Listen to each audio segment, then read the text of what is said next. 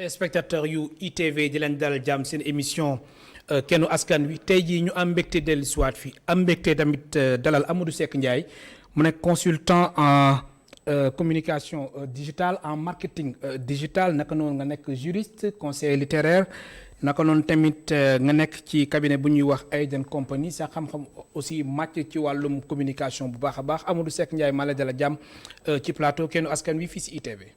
asalaamaaleykum sëñ Malick maa ngi lay nuyu di am mbégte lool di fi teew tey pour waxtaan ak yow. ci pàcc yu bëri ci actualité. ok alors mu nekk lu am solo dañ koy tàmbali d'abord situation bi nekk Mali suba ba tey gis nañ même CEDEAO génne na communiqué di ñaan militaires yi ngir ñu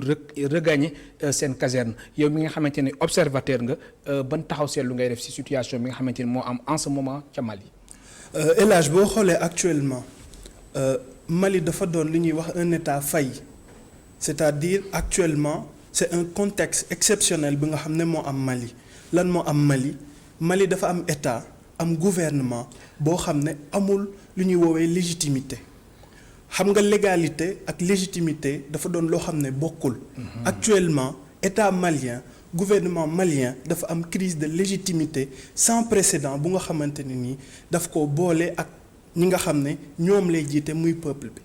Depuis quelques mois ñu xam ne Imam Dicko porté na benn révolution bu nga xamante ne nii c'est un souffle c'est une vague qui prend toute l'Afrique de l'Ouest et que actuellement moo indi yëngu-yëngu yi nga xam ne moo nekk Mali bu ñu demee nag ba organe di intervenir pour que dëkk amaat jàmm pour que état mën a taxawaat ça veut dire que au Mali la situation est dangereuse te bu yaboo les présidents des états d'Afrique de l'Ouest ñu xool nu ñu ko saafarawee ndax lii law Mali bu doxee dina jëm Sénégal jëm Cameroun jëm Côte d'Ivoire et cetera. alors si sa gis-gis yow bi nga xamante ni juriste nga observateur Ibrahima Boubacar Keïta IBK dafa war a dem bàyyi Mali mu tekki na ba tànkam. question boobu boo koy posé dafay doon question bu délicat. oui ndax Ibrahima Boubacar Keïta. dañ ko fal. ci suffrage universel. jox ko boppu réewu Mali mu am légalité pour exercer en tant que président de la République des Maliens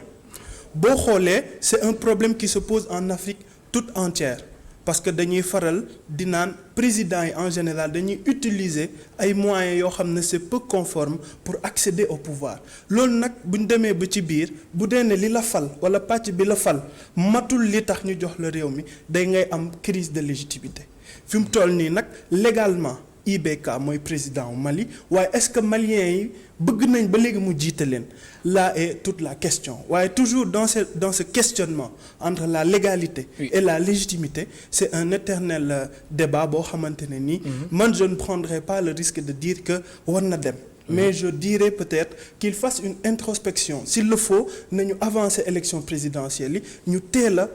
wax maliens yi fan lañ jëm. crise bi teel a jeex. mais nag Amadou Seck Ndiaye situation bi nekk Mali est-ce que waru woon nekk li nga xamante ni mënoon nañ ko éviter.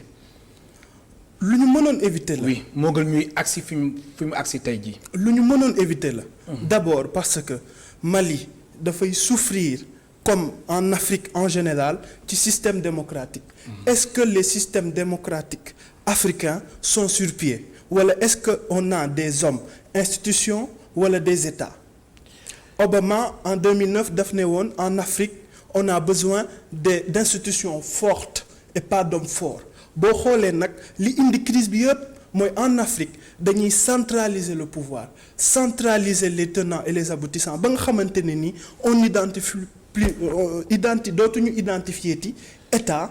ak ñi nga xam ne ñoo koy jiite loolu nag su crise amee day laaj changement bu radical donc actuellement peuple malien xàmmeetul état ak IBK dafa gis rek IBK ak état bi ànd lu bees ñëw. gis nañ aussi CEDEAO mu ngi sàkku si militaires yi comme lu ma la ko waxee woon sànq ngir ñu regagner caserne yi.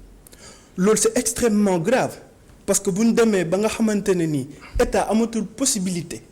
donner des ordres à ses propres militaires ñi nga xam ne. président bi moom moo leen nommé au poste civils et militaires c'est que l'État n'existe plus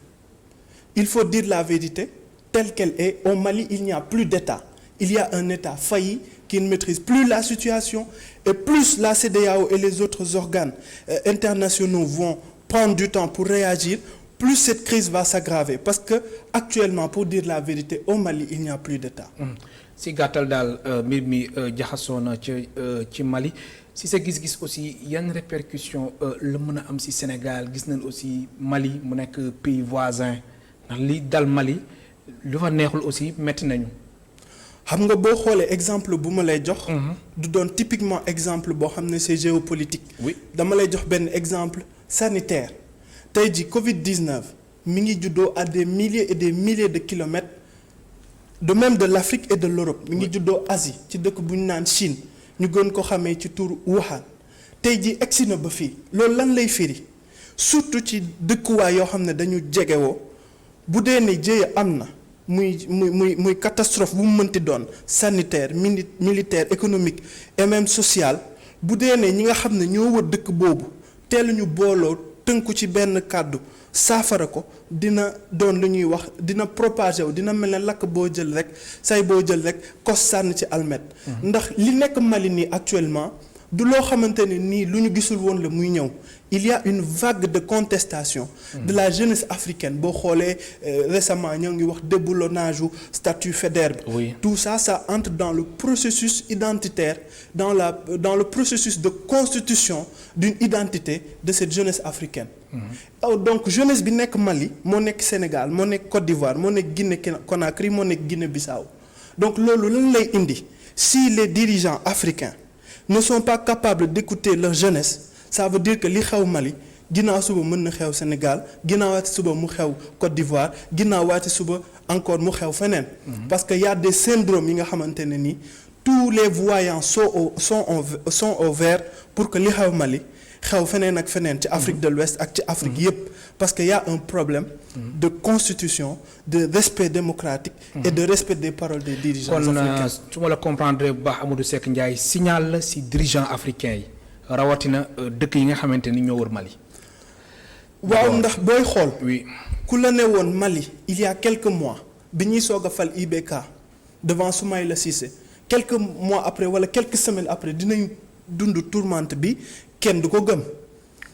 c'est une élection qui a été faite même s'il y a eu beaucoup de bisbis ñu élire président de la République mu war a doxalaat encore 5 ans au bout de 2 ans 3 ans mu am ay problèmes ça veut dire que lii yëkkati vent de révolte dirigeant mënu koo gis ba di ko tënk ba mu bañ a jug tey li xew Mali c'est des contestations de la jeunesse et plus amplement d'un peuple fatigué bu doon benn prototype ci yeneen peuples yi nga xamante ne tey ñi ngi dund la même chose Côte d'Ivoire ñi ngi waxu 3e mandat Ouattara dafa bëgg def 3e mandat démb liir naa ko mu ne c'est question de constitution du ci dugg te constitution moo nekk au-dessus même de sa personne ñi ngi xool fële Alpha Condé en Guinée-Conakry te Sénégal échappé gul syndrome boobu y a énormément de débats donc c'est des contestations bu nga xamante ne ni aujourd'hui il n'y a plus de frontières amul Sénégal amul Côte d'Ivoire la preuve tey boo moytuwul ku nekk Côte d'Ivoire ak Mali mi ngi ñuy seetaan donc vent bi soufflé foofu mën na gaaw egsi fi dina mel ne taw dina jóge foo xam ne xalaatawoo leen ko egsi fi mu nekk lu am solo di fàttali suñu mbokk téléspectateurs yi ñu ngi dalal Amadou Seck Ndiaye nekk consultant marketing digital naka noonu mu nekk juriste nekk conseiller littéraire naka noonu mu nekk tamit entrepreneur ñu tey jii ñu ubbi woon benn parenthèse jagleel ko Mali waaye lu tax tamit ñu invité que mooy ñu dañuy waxtaanee lépp lu jëm ci marketing digital Amadou Seck Ndiaye marketing digital soo ko doon tekki ci wolof lan ngay wax mooy lan marketing digital. booy xool marketing dafay loo xam ne bu ko nit yi déggee dina xaw a lënt seen bopp tuuti. ndax daanaka muy nit ñi muy société bi dañoo jël marketing lënkale ko ak naxaate. lépp loo mën a naxee doomu aadama ba am ci moom li nga bëgg wala ba jaay ko wala ba won ko li nga bëgg. mu gis waaye bu ñuy teg foofu marketing daanaka dinañu jël lu bari teggi ko ndax booy xool mën nañ ne marketing du dara lu dul yombalal ki nga xam ne te ni dafa yor lu nga xam ne dañ ko war a gis ak koo xam ne dafa bëgg seet dara loo xam ne da koo bëgg a gis mu boole leen boo xoolee marketing ci biir marketing am na moo market Oui. market mooy marché. Oui. te marché nag kuy jaay dafay dem waaye tamit kuy jënd dafay dem. boo jëlee conception boobu wane ne que marketing mooy li nga xamante ne ni day boole ki soxla ak ki bëgg a jënd marketing digital du leneen lu dul technologie la ñu jël yombalal ko ki nga xamante ne ni day seet dara pour ki nga xam ne dafa bëgg gis dara gaaw koo gis. loolu mooy marketing digital boo ko faram fàccee noonu. ki yombalal. ki nga xam ne à travers internet les réseaux sociaux et cetera ki nga xam ne day seet dara ka nga xam ne mi ngi koy seet pour jaay ko. mu marketing digital yombalal ko ci jumtukaay ak xarale yi ba ñoom ñaar ñu gisee. alors ñu gis ni entreprise yu bëri léegi lu jëm ci wàllum digitalisation marketing digital loolu dañ ko fonk trop mu mel ni jamono ji daf ko laaj kon entreprise bi nga xamante ni yow nekkoo ci marketing digital da ngay dellu ginnaaw. loolu la mel ne yaa ngi hors jeu buñ ko jëloon ci. hors jeu. buñ ko jëloon ci wàllu football. oui yaa ngi hors jeu. maanaam fa pont mi di amee fa football bi di amee bokkuloo si yaa ngi ci foo xam ne bal bi du fa mës a ñëw ndax kenn du la ko sañ a paas noonu rek nga ko mën a définir ndax booy xool tey jii moment bii may wax ak yow si 7 milliards virgule 5 millions de personnes yi nga xamante ne ni ñoo ne ci àdduna bi 4,5 milliards yi actuellement may wax ak yow ñi ngi ci internet bi te du ñàkk ne tey jii yéen émission bii ñuy def ni yéen a ngi koy direct. kon des centaines de live Facebook ITV Sénégal mooy wane ne tey jii am na ñoo xam ne ñi ngi ci internet bi mënuñoo toog seen kanamu télé ñoo ngi leen koy jottali à travers yi nga xam ne mooy seen ay plateforme donc entreprise bu ci nekk war na mën a am benn structure digitale benn cellule digitale boo xam ne moom mooy saytu parce que tey jii digital bi dëkk la boo xam ne mënoo koo laal àdduna la boo xam ne mënoo koo laal xam nga bi may dugg si fii maa ngi gis ñu bind E-Media Invest boo nekkul ci digital bi dëkk boobu kenn mënula laal tudd digital internet doon àdduna mi ngi mel ne amoo fa pancarte amoo fa dara te su ma gisul woon seen pancarte bi du ma dugg fii loolu mooy marketing digital dafa am monde bu bees boo xam ne nit ñëpp a ngi ci biir ñëpp a ngi ci biir koo xalaat ci àdduna bi mi ngi ci biir foog nag ci monde boobu ku ne la ngay def nga wane ne yaa ngi ci soo bëggee am lu bees ak yokkute alors am na solo léegi marketing digital entreprise yi nga xamante ne ñu ngi si ñu sóobu si bu baax a baax ban taxawaay nañ ci war a am ba dara du leen raw ci wàllum digitalisation Amadou Seck Ndiaye. boo xoolee xarale yi jëm ci marketing digital saa su ne bés bu ne dina am pàcc bu bees bu génn lu bees lu ñëw mooy wane ni tey jii bu dee am na entreprise bu am sañ-sañ ak xalaatu toog ne du digitaliser wu jour bu mu jël risque la non seulement risque la maanaam déjà rek mi ngi en retard waaye jour bu mu jël rek teg ko ci jour bés bi nga xam ne digitaliser wul mi ngi jël risque di gën a dellu ginnaaw ci naka mooy ay concurrent am dinañu intégrer marché boo xam ne intégré gu fa te xam nga ni pour intégrer marché il faut mu am noo xam ne da nga ko koy liggéeyee di nga liggéey 10 fois plus pour duggaat ci marché boo xam ne ay nit dañ faa nekk ba pare campé wu fa dina am ñoo xam ne c'est ay potentiel cible lañ li ñuy woowee prospect doo leen mën a gisante ak ñoom kon dina am ñeneen ñu ko jël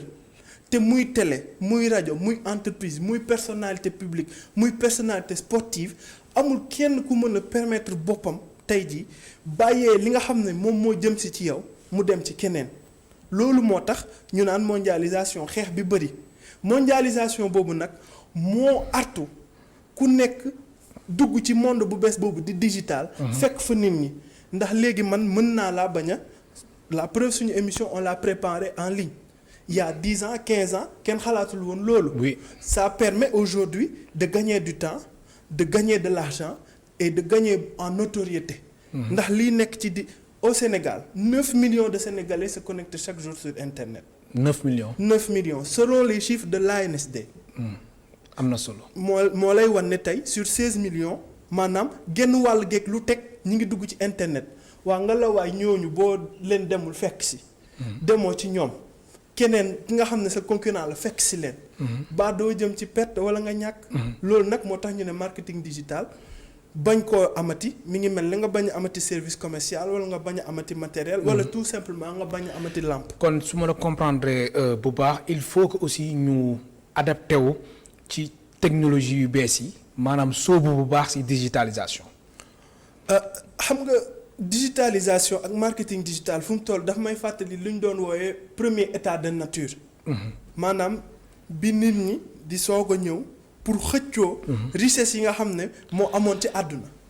actuellement ci même phase boobu lañ toll àdduna bi dafa am yeneen marché yu fi génn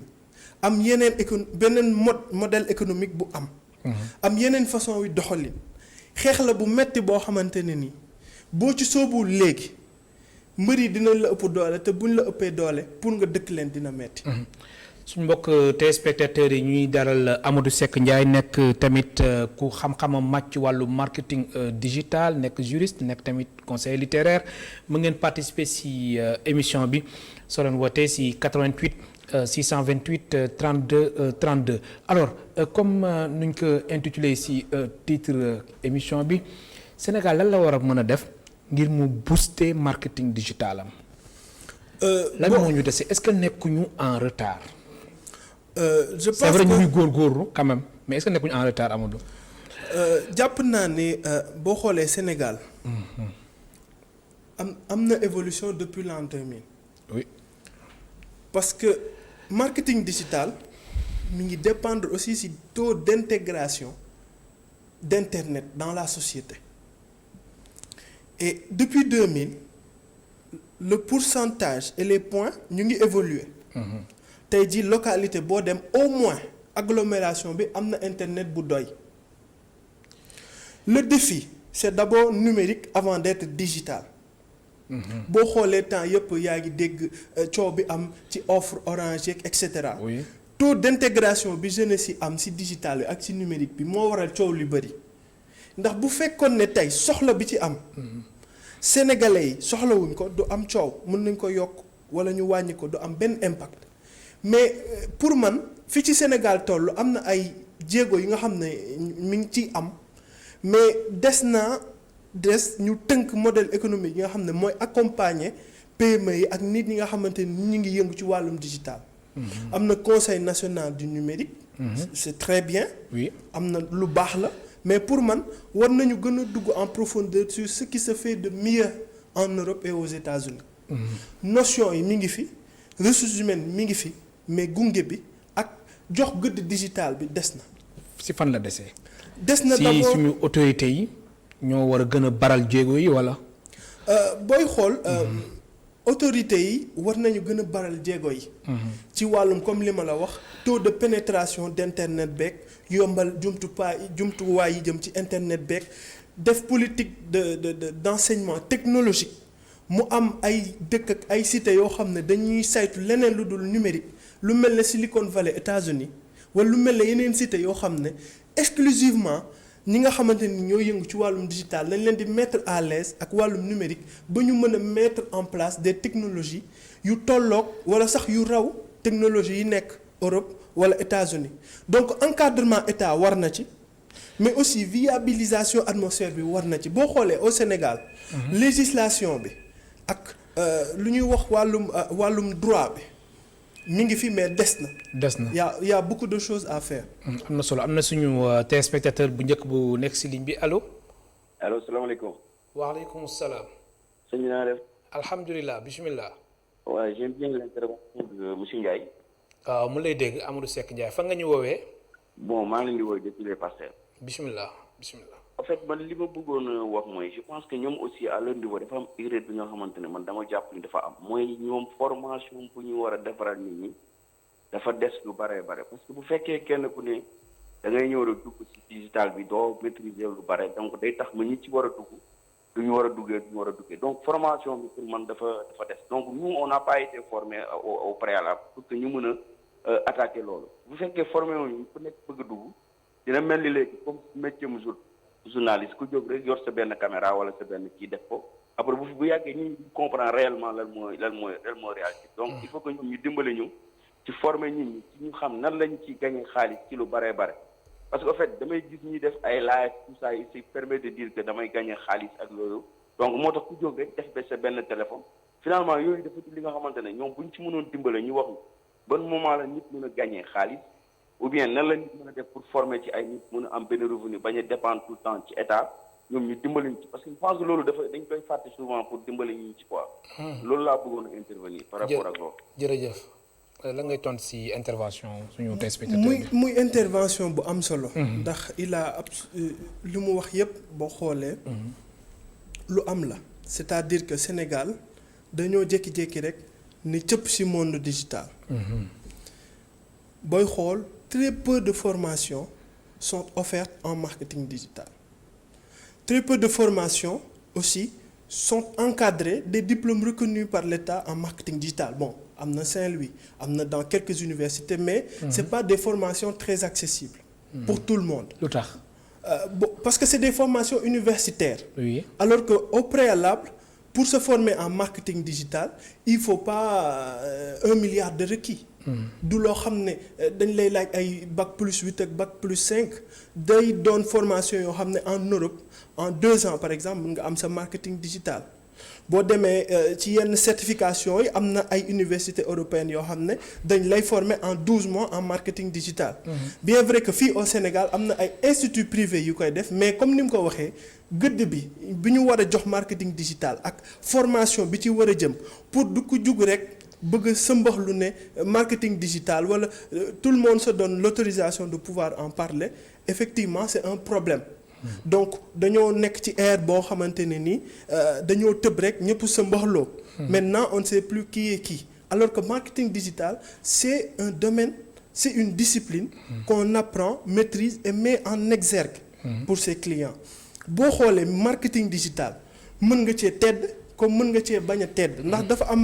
des logiques yoo xamante ne ni y a certaines personnes y a certaines xaw ma ba xam influenceurs laa koy tuddee ou pas qui vendent du rêve alors que le digital comme d'autres métiers est un métier, est une discipline qu'il faut apprendre, qu'il faut appliquer, où il faut travailler dur pour avoir à la sueur de son front. Comme il dit, il y a énormément de personnes qui vendent du rêve sur les réseaux sociaux. Voilà. Vous pouvez gagner autant, alors que c'est pas ça. Il faut pas ñu jël marketing digital bi tënk ko ci loo xam ne xaalis la bu yomb wala loo mën a def am ci tedd bu gaaw teg ay étape déedéet lu ne dafa laaj saytu laaj jàng teg ko ci yoon état bi am na responsabilité encadrer loolu élan boobu pour que comme ni ko waxee réguler secteur bi comme li ma lay wax sànq mettre en place une législation plus profonde tëgg ay loi yoo xamante ne ni dina permettre mu viabiliser milieu bi viabiliser système bi ba nit yi mën ko appliquer kon yooyu yëpp amul jëm ci wàllum loi ak yooyu yow mi nga xamante ni juriste nga am na mais encore une fois c'est insuffisant du tëggin boo xamante ne nii comme par exemple am na ay droits yu bëri am na ay sections yu bëri yoo xam ne aujourd'hui ay vide ñoo fa nekk te alors que loi mën na gën a encadrer pour que surtout lu jëm ci wàllum digital lu jëm ci droit de propriété ak image nit ñi gën a mën a xam ni ñuy taxawee par rapport ak marketing digital. am na solo allo am na suñu téléspectateur bu nekk ci ligne bi allo. allo oui asalaamaaleykum. waaleykum salaam. waaw dama bëggoon ba participer ci émission bi. bismillah fan nga ñu woowee kilifa gi. waaw man maa lay woowee Dakar. ni point laa nekk ni sax. yaay en direct bismillah. waaw dama doon wax rek c'est affaire comme ni waa ji wax sànq rek dafa am beaucoup de confusion. parce que xam nga nit ñi léegi comme que doo xoolee sax seen kii bi comment booster le marketing digital. doo xoolee tey dans le marketing ci biir marketing dafa am la communication. c'est un élément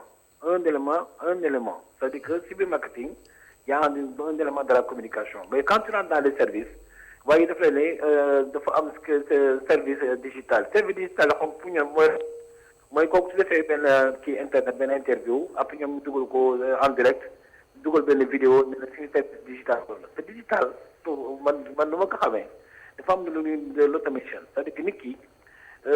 gars yi mun na la pa c'est-à-dire que tey nga yëpp le matin ñoo xam tey nag ban heure ngay ibbi sa internet ban heure ngay naan café ban journal ngay lire digital daf lay topp di la zoomer information bi la ñu soxla ci client pour mun a agir si moom bon quand tu as affaire à des techniciens et puis il y a beaucoup de confusion ci affaire communication li ñuy wax ne léegi communication kii di wax marketing lay def kii ne digital lay def kii ne man distribution lay def te il faut que nit ñi ñoo xam ne nit ki balaa ngay def marketing dañ ko séparé dafa am marketing boo xam ne dañuy woo marketing option étude de marché. am na marketing boo xam ne opérationnel la.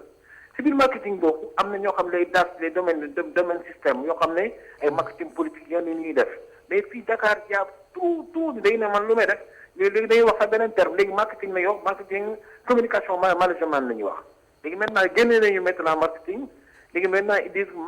management communication. Donc je pense qu'il y a beaucoup il faut nit ñi mën a définir lan mooy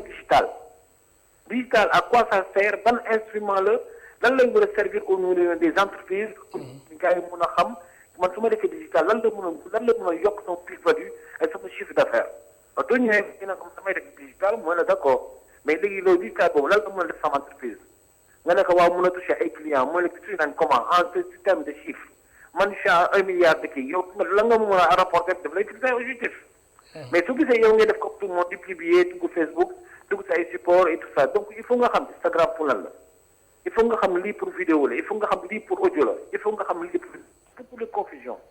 je pense que école yi kon ñu gën a former nit ñi bu ñu am benn formation pointue on sait qui fait quoi et qui kii.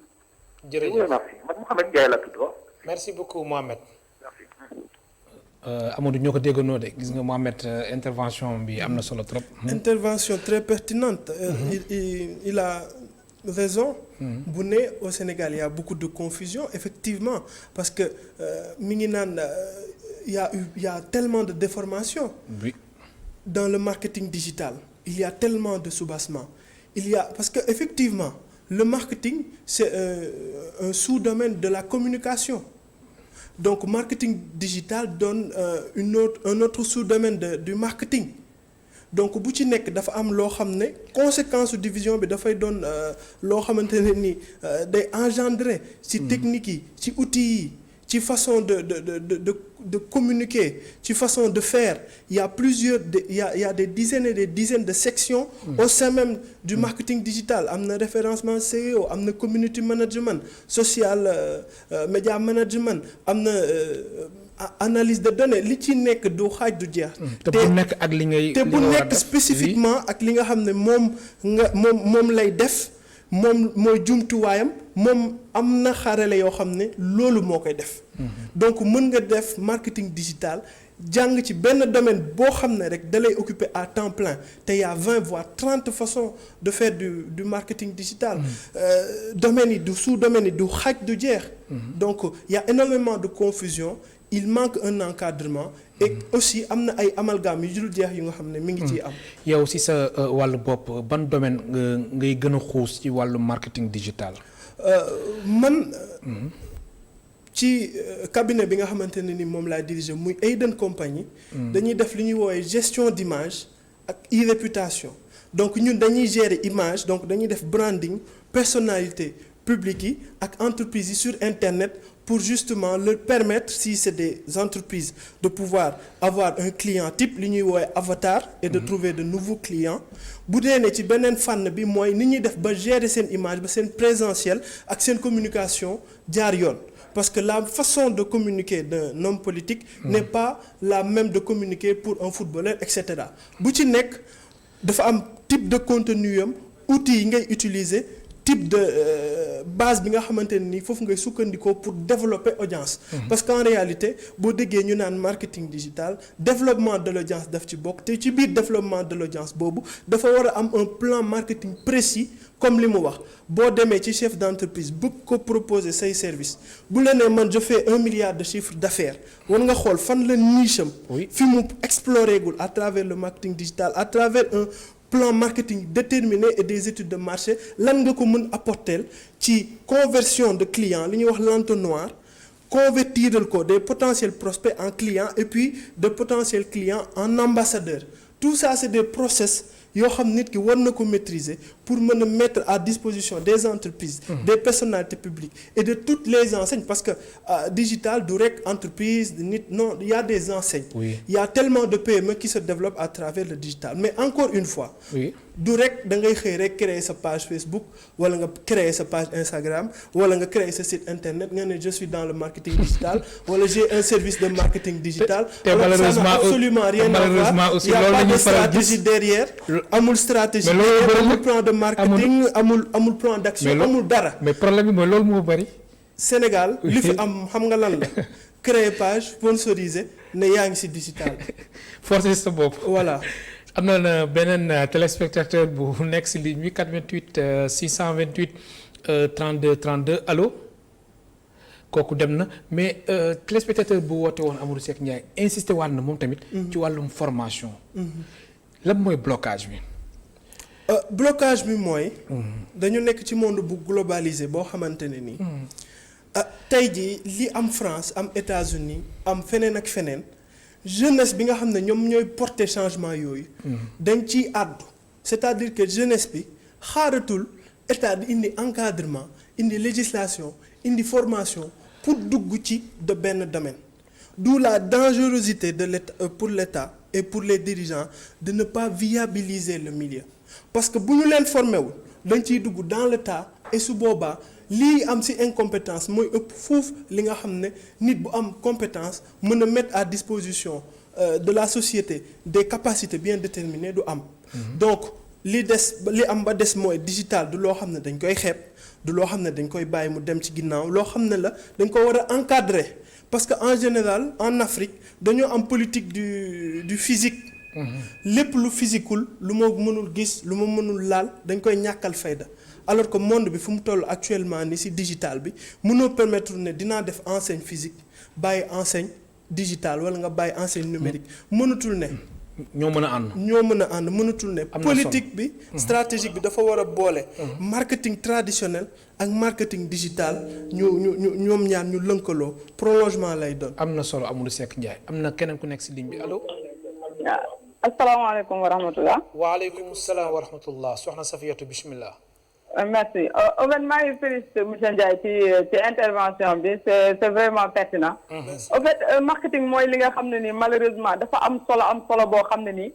mais entreprise sénégalaise ñu ci ëpp bëri en fait joxuñ ko gëdd bi mu war a am peut-être léegi lañ ci muus sax di xam ne marketing mooy essentiel mooy élément moteur en fait bi nga xam ne nii moo war a nekk ci entreprise maintenant man je me dis toujours une chose mooy ne gis nga li ñuy wax rek le marketing s'applique partout et dans n'importe quel domaine donc boo jëlee loolu il faut également éviter une chose monsieur Ndiaye peut-être insister wu trop te loolu dama ko ciy interpeller mu insister sur les inconvénients parce que boo jëlee digitalisation simplement ce n'est pas la même chose que le marketing digital parce que buñ ne marketing mu ngi koy expliquer léegi marketing bi mooy lan dañuy déparé ci soxla kiy jëfandikoo produit pour mën ko proposer li nga xam ne nii mooy tax mu satisfaire ko donc ci domaine boobu c'est tamit à travers cela entreprise bi wala nit ki wala organisation bu mu mënti doon nan lay utiliser nan lay def pour améliorer son image wala pour se faire valoriser donc loolu c'est important mais malheureusement ce que l'on voit au Sénégal en fait ils ne font pas du marketing digital mais ils font de la digitalisation là il faut l'accepter maintenant il faut savoir comment gérer le marketing digital dans l'entreprise et pour cela il faut que Mohamed ki génn léegi mu ngi koy wax ci segmentation bi nan lañ koy defee parce que mënoo viser tout le monde en même temps ciblage bi nan lay demee parce que mënoo jaay ñëpp en même temps mais également nan nga war a mën a positionner ci digitalisation bi parce que da nga am benn disons puisque ñëppay utiliser internet mais yow li ngay jaay nekku ne ñuy utiliser internet ñëpp koy jëfandikoo parce que loolu dafa war a tax yow mi nga xam ne nii da nga nekk entreprise wala yow mi nga xam ne nii homme politique nga wala quel que soit alpha parce que dama ne individu ak organisation ñoom ñëppay utiliser marketing yow nga war a xool maintenant parmi les utilisateurs n'est-ce pas disons du numérique ñan ñoo ci soxla effectivement li may jaay wala li may proposer et loolu day dellu si lu monsieur Ndiaye wax tout à l'heure parce que dafa am domaine yu bëri yoo xam ne nii dafa nekk ci marketing boo ko jëlee ci communication on est parfaitement d'accord distribution bi nan la war a mën a demee njëg gi ngay jaayee nan la war a mën a demee mais li gën a am importance également produit bi ngay jaay mu doon nit mu doon objet ak quel que soit le produit nga war a xool nan ngay yokkee image am ba nga xam ne ni kiy jënd dana retrouver wu te ba pare li muy jënd aussi bu ko gisee teg ko bët jaxaral du doon loo xam ne nii naxaate la parce que mu ngi wax léegi affaire yi concurrence certes y a la concurrence mais bu fekkee ne à travers les images da ngay montrer image yoo xam ne day naxaate effectivement mën nga jaay tey nga nax ma jënd mais beneen yoon soo ma wanee dara effectivement du ma jënd parce que dama naan yow li nga ma wan à travers ton marketing digital bi nga koy appliquer effectivement ce n'est pas ça la réalité su boobaa da ngay fausser les données encore une fois il faut faire attention la digitalisation n'est pas la même chose que le marketing digital jërëjëf. merci te beaucoup maa ngi excusez-moi maa ngi aussi bëggoon interpeller monsieur Ndiaye mu wax ñu s'il y a des inconvénients par rapport à l'application du marketing digital. très bien Safiatou di la gërëm baax di la sant merci beaucoup. oui très pertinente oui. intervention. balaa may wax ci question bi mu posé ci inconvénients yi. oui damay dellu renforcer li mu wax. ne que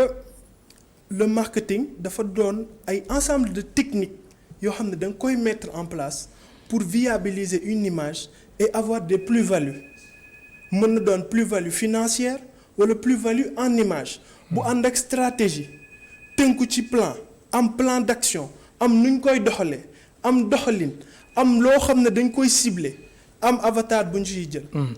du ñàkk daañ dellu si waat si yow ak tamit question inconvénient bi nga xamante ni Safiatou posé na ko ñu jël très rapidement suñu beneen téléspectateur bu nekk si ligne bi allo. allo oui chef ça va nañ def. alhamdulilah bismillah. waaw da ngeen may lépp tuuti c'était juste pour une petite intervention par rapport ak li monsieur Ndiaye di wax. bismillah waaw fa nga ñuy woowee. bon loolu yëpp may level leen ma ko quoi. en fait bismillah je voulais juste dire il faut que ñu xam wax sénégalais yi ce qu'il en est parce que buñ leen informé wul bu baax a baax man dama boobaa monsieur Ndiaye laa ci attaque parce que dama naan ñoom ñoo bàyyi terrain bi ci nga xamante ne maîtriser wuñu ko boobaa dinañ yàq lu bari ba ci télévision yi ak rajo yi saa ni ñu koy bëgg di waxee nit ñi du demeewul noonu ñun on a fait une confusion foog na ni il faut nga leen def sa live Facebook ku jot benn affaire dem dugg ci nañu wax nit ñi lan moo ci inconvénient la dame qui avait intervenu tout à l'heure wax na li am solo bu fekkente ne da nga teg benn kii en image nit ñi di xool yaa ngi leen di jaay par exemple benn pat ñu dem bu ci biir gisuñu pat boobu leneen la day compliqué loolu mbir mi donc nit ñi dañuy dem ba dootuñu amati confiance ci loolu donc ñi nga xamante ne ñoom ñoo leen war a former dañu dimbali ñu ñoom aussi comme dañuy njëkkante ak ñoom ñun tam ñu njëkkante ak ñoom ci télévision yi ak rajo yi ñuy jéem a expliquer ñi nii lan mooy mbir mi li ko mooy sa formation bi nga def dootul amati benn njëriñ parce que dina am kenn ki nga xam ne dina ci bénéficier te waru ci bénéficier loolu moo arrivé au métier de journaliste tey jii nii nit dina taxawoo journaliste du nga ko war ta wax à notre temps bu ñuy génnee xale boo musaan a gis journaliste da nga koy naw mais bu ku nekk jóg tey nii jël sa rajo wala sa nangam ñu bàyyi affaire yi mu courir après finalement qui travaille dans le digital qui travaille dans le marketing dina am problème donc te ci des choses yi nga xamante ne war nañ ci bàyyi xel bu baax a baax li xew ci métier journaliste bi buñ ko bàyyee noonu lay demee aussi fële ñoom nañu fexe ba ñoom aussi jéem a inonder le marché di expliquer ñu ne si kay ba pare ñu bañ a am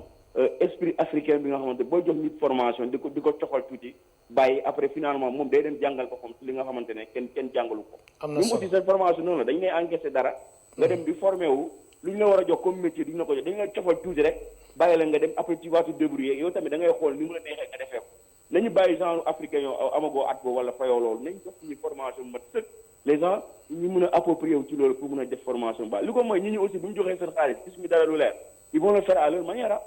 donc il faut que ñoom aussi ñu dimbali ñu ci loolu buy jox nit formation jox ko formation donte sax ay millions nga koy laaj mais jox ko lépp li nga xamante ne moom mooy jumtukaay nga bañ a joxee lii nëbb la ca def donc boobaa nit aussi da koy dem chercher à sa façon boobaa bu ko defee du moom mooy responsable mais yow mi nga xamante ne yow la fayoon sa xaalis pour nga former ko doo yaa indi problème le Sénégal ou Dakar partout où tu vas da ngay gis des écoles de formation loolu moo indi ku nekk xëy sol sa benn zip wala bu dee jigéen nga góor nga sol sa benn ensemble faire le tour ñu naan ay formation laa def au finish fu ñuy mujjee